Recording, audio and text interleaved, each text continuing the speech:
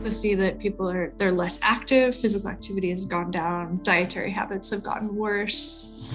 And this is doubly concerning because we saw that people with COVID, with obesity, people living with overweight and obesity who had COVID had worse outcomes, more ICU admissions, more deaths.